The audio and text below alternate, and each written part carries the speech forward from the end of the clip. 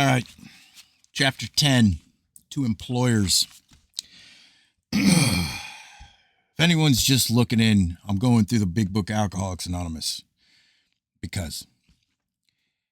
Chapter 10 to the employers.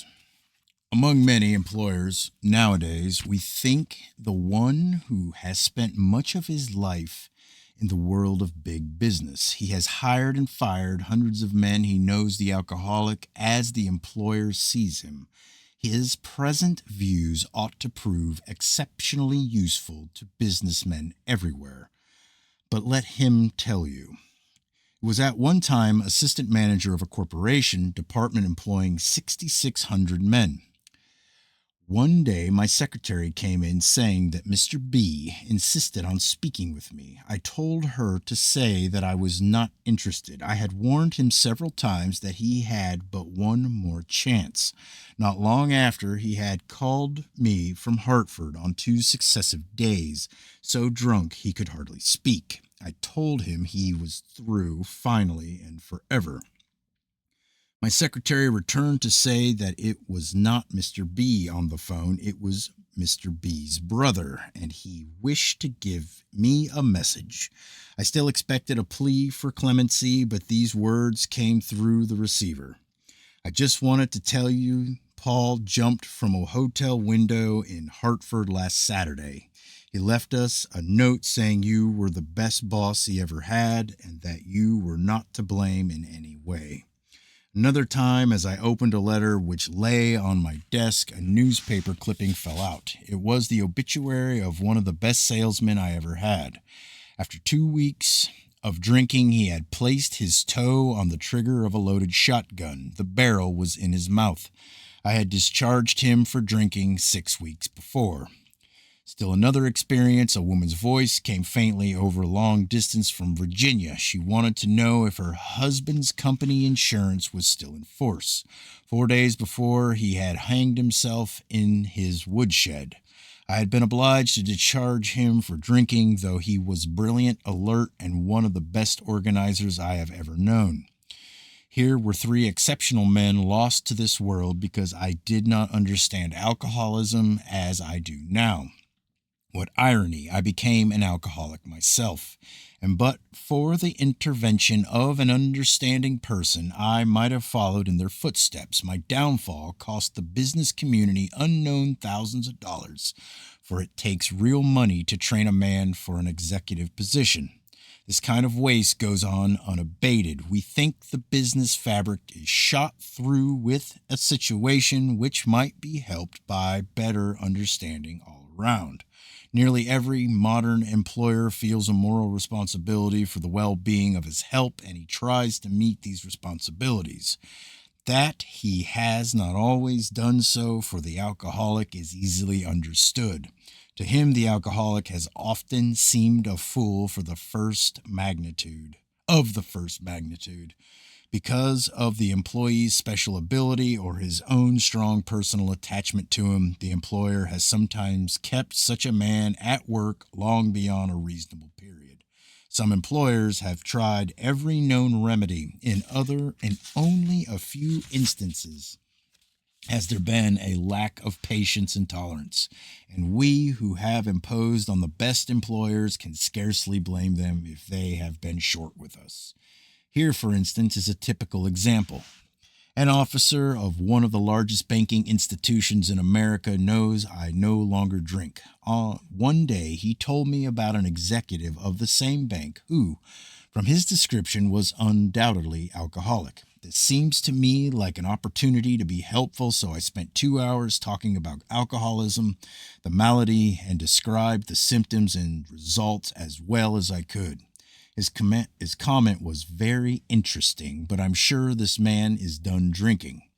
He has just returned from a 3-month leave of absence, has taken a cure, looks fine, and to clinch the matter, the board of directors told him this was his last chance. The only answer I could make was that if the man followed the usual pattern, he would go on a bigger bust than ever. I felt this was inevitable and wondered if the bank was doing the man injustice. Why not bring him into contact with some of our alcoholic crowd? he might have a chance. I pointed out that I had nothing to drink whatever for 3 years, and this in the face of difficulties that would have made 9 out of 10 men drink their heads off. Why not at least afford him an opportunity to hear my story? Oh no, said my friend, this chap is either through with liquor or he is minus a job. If he has your will, power, and guts, he will make the grade. I wanted to throw up my hands in discouragement, for I saw that I had failed to help my banker friend understand. He simply could not believe that his brother executive suffered from a serious illness. There was nothing to do but wait. Presently, the man did slip and was fired. Following his discharge, we contacted him. Without much ado, he accepted the principles and procedure that had helped us.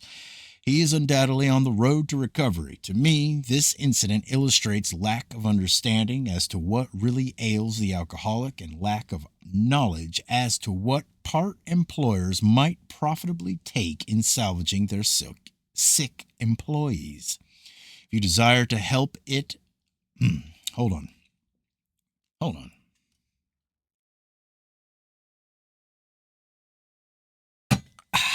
If you desire to help it might be well to disregard your own drinking or lack of it.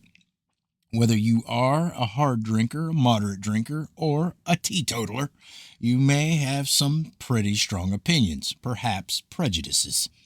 Those who drink moderately may be more annoyed with an alcoholic than a total abstainer would be. Drinking occasionally and understanding your own reactions, it is possible for you to become quite sure of many things which, so far as the alcoholic is concerned, are not always so. As a moderate drinker, you can take your liquor or leave it alone. Whenever you want to, you control your drinking. Of an evening, you can go on a mild bender, get up in the morning, shake your head, and go to business. To you, liquor is no real problem. You cannot see why it should be to anyone else save the spineless and stupid. When dealing with an alcoholic, there may be a natural annoyance that a man could be so weak, stupid, and irresponsible. Even when you understand the malady better, you may feel this feeling rising. A look at the alcoholic in your organization is many times illuminating. Is he not usually brilliant, fast-thinking, imaginative, and likable? When sober, does he not work hard and have a knack of getting things done? If he had these qualities and did not drink, would he be worth retaining? Should he have the same consideration as other ailing employees? Is he worth salvaging? If your decision is yes, whether the reason be humanitarian or business or both, then the following suggestions may be helpful. Can you discard the feeling that you are dealing only with habit, with stubbornness, or a weak will?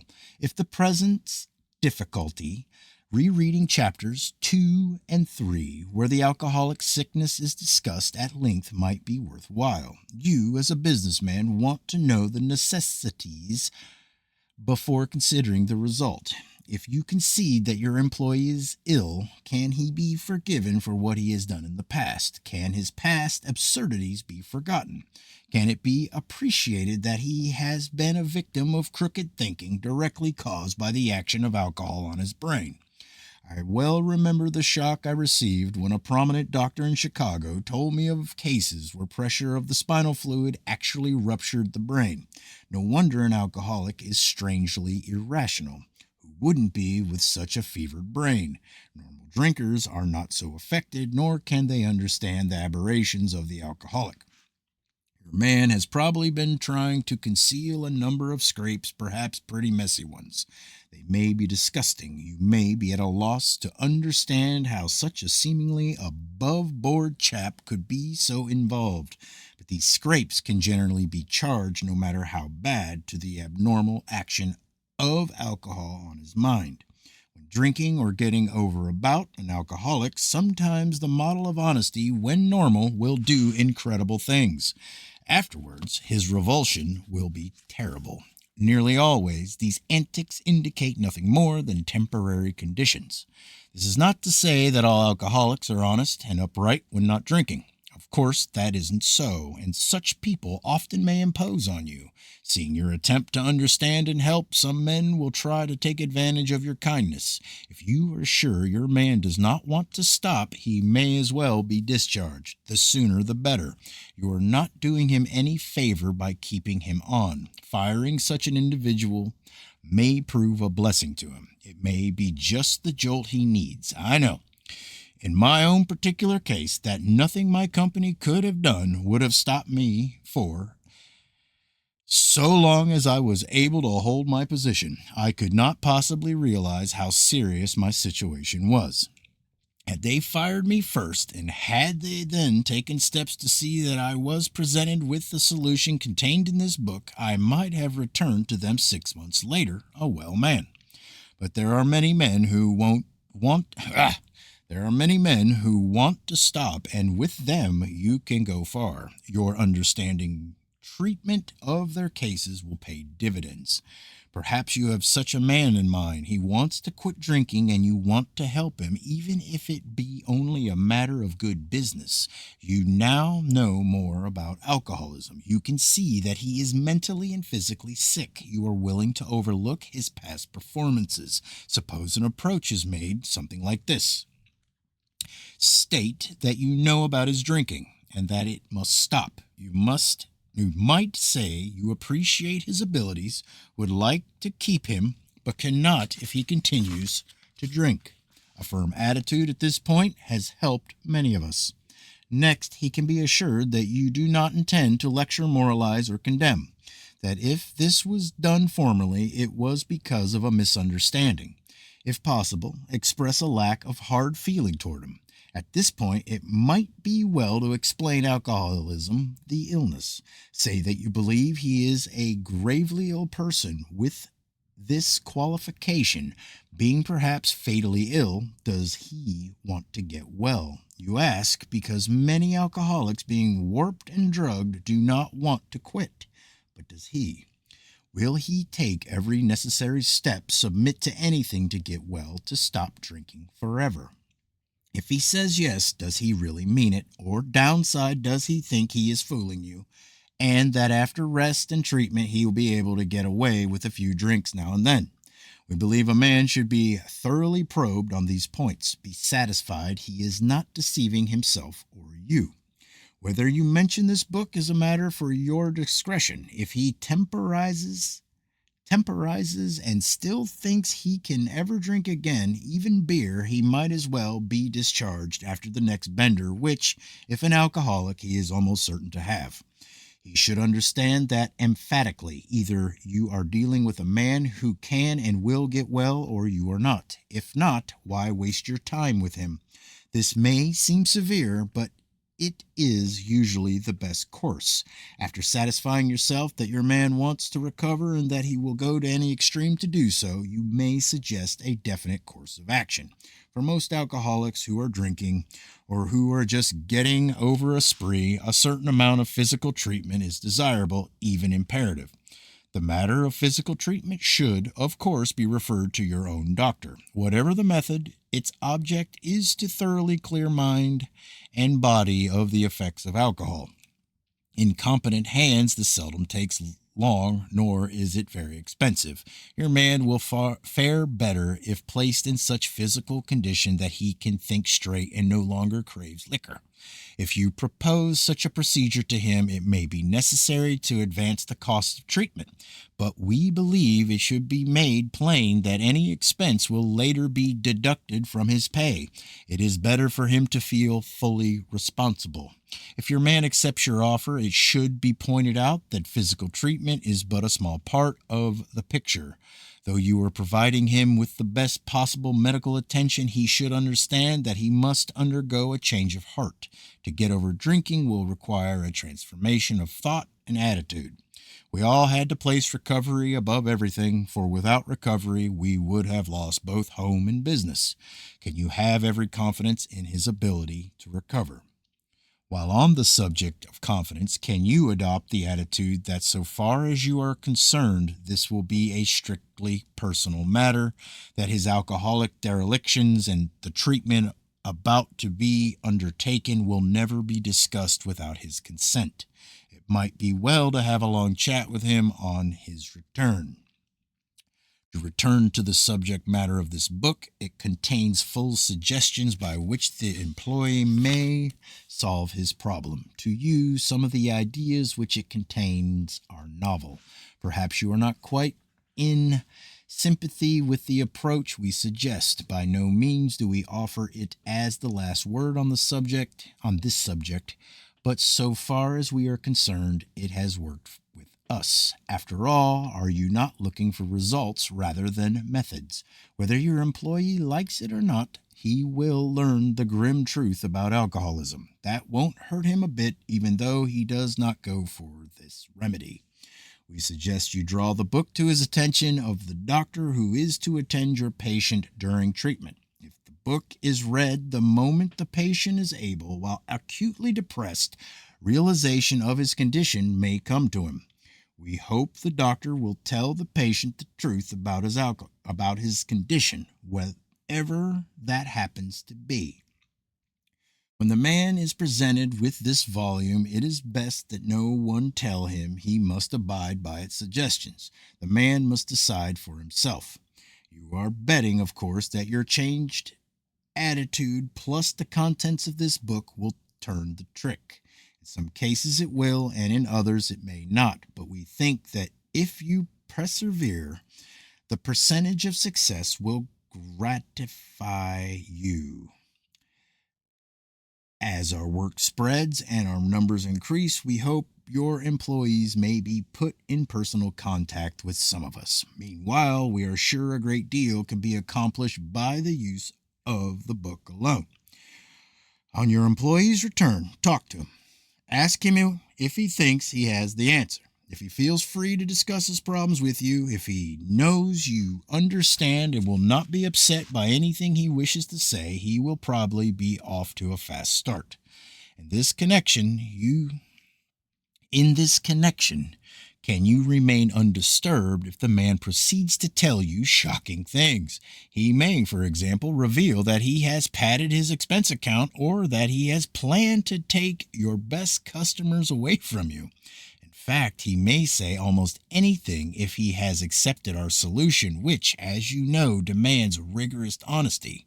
Can you charge this off as you would a bad account and start fresh with him? If he owes you money, you may wish to make terms. If he speaks of his home situation, you can undoubtedly make helpful suggestions. Can he talk frankly with you so long as he does not bear business tales or criticize his associates? With this kind of employee, such an attitude will command undying loyalty. The greatest enemies of us alcoholics are resentment, jealousy, envy, frustration, and fear. Wherever men are gathered together in business, there will be rivalries, and arising out of these, a certain amount of office politics. Sometimes we alcoholics have an idea that people are trying to pull us down. Often this is not so at all, but sometimes our drinking will be used politically. One instance comes to mind in which a malicious individual was always making friendly little jokes about alcoholics drinking exploits. In this way, he was slyly carrying tales. In another case, an alcoholic was sent to a hospital for treatment. Only a few knew of it at first, but within a short time it was billboarded throughout the entire company. Naturally, this sort of thing decreased the man's chance of recovery. The employer can many times protect the victim from this kind of talk. The employer cannot play favorites, but he can always defend a man from needless provocation and unfair criticism. As a class, alcoholics are energetic people. They work hard and they play hard. Your man should be on his mettle to make good. Being somewhat weakened and faced with physical and mental readjustment to a life which knows no alcohol, he may overdo. Period. You may have to curb his desire to work 16 hours a day. You may need to encourage him to play once in a while. He may wish to do a lot of other alcohol do a lot for other alcoholics, and something of the sort may come up during business hours. A reasonable amount of latitude will be helpful. This work is necessary to maintain his sobriety. After your man has gone along without drinking for a few months, you may be able to make use of his services with other employees who are giving you the alcoholic runaround, provided, of course, they are willing to have a third party in the picture. An alcoholic who has recovered but holds a relatively unimportant job can talk to a man with a better position. Being on a radically different basis of life, he will never take advantage of the situation. Your man may be trusted. Long experience with alcoholic excuses naturally arouses suspicion. When his wife next calls saying he is sick, you might jump to the conclusion he is drunk. If he is and is still trying to recover, he will tell you about it, even if it means the loss of his job, for he knows he must be honest if he would live at all. He will appreciate knowing you are not bothering your head about him, that you are not suspicious, nor are you trying to run his life so he will be shielded from temptation to drink. If he is conscientiously following the program of recovery, he can go anywhere your business may call him. In case he does stumble even once, you will have to decide whether to let him go. If you are sure he doesn't mean business, there is no doubt you should discharge him. If, on the contrary, you are sure he is doing his utmost, you may wish to give him another chance, but you should feel under no obligation to keep him on, for your obligation has been well discharged already. There is another thing you might wish to do. If your organization is a large one, your junior executives might be provided with this book. You might let them know you have no quarrel with the alcoholics of your organization. These juniors are often in a difficult position. Men under them are frequently their friends. So, for one reason or another, they cover these men, hoping matters will take a turn for the better. They often jeopardize their own positions by trying to help serious drinkers who should have been fired long ago, or else given an opportunity to get well. After reading this book, a junior executive can go to such a man and say approximately this: "Look here, Ed, do you want to stop drinking or not? You put me on the spot every time you get drunk. It isn't fair to me or the firm. I have been learning something about alcoholism. If you are an alcoholic, you are a mighty sick man. You act like one. The firm wants to help you get over it, and if you are interested, there is a way out. If you take it, your past will be forgotten.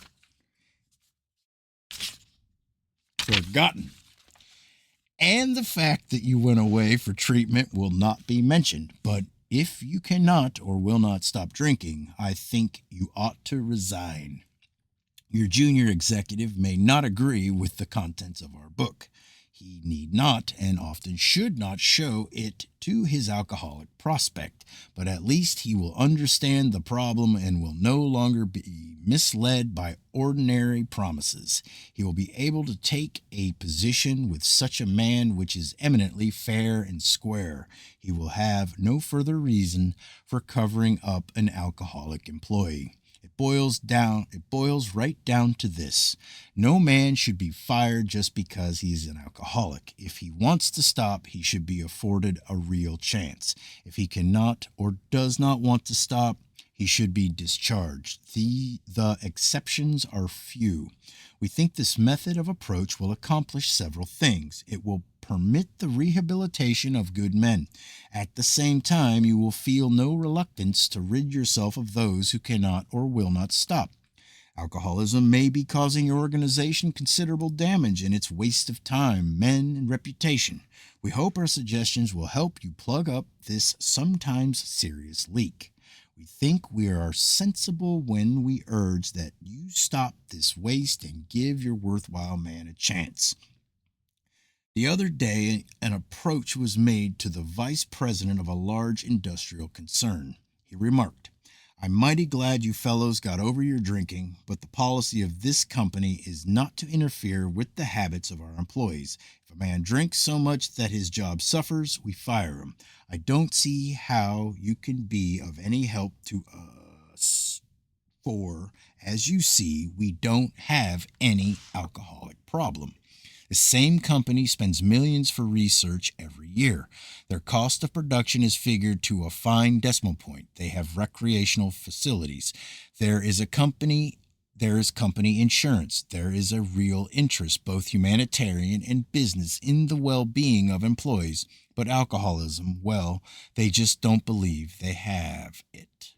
Perhaps this is a typical attitude. We, who have collectively seen a great deal of business life, at least from the alcoholic angle, had to smile at this gentleman's sincere opinion. He might be shocked if he knew how much alcoholism is costing his organization a year. That company may harbor many actual or potential alcoholics. We believe that managers of large enterprises often have little idea how prevalent this problem is. Even if you feel your organization has no alcoholic problem, it might pay to take another look down the line. You may make some interesting discoveries. Of course, this chapter refers to alcoholics, sick people, deranged men. What our friend, the vice president, had in mind was the habitual or whoopee drinker. As to them, his policy is undoubtedly sound, but he did not distinguish between such people and the alcoholic. It is not to be expected that an alcoholic employee will receive a disproportionate amount of time and attention. He should not be made a favorite. The right kind of man, the kind who recovers, will not want this sort of thing. He will not impose. Far from it. He will work like the devil and thank you to his dying day. Today, I own a little company. There are 2 alcoholic employees who produce as much as 5 normal salesmen. But why not? They have a new attitude and they have been saved from a living death. I have enjoyed every moment spent in getting them straightened out.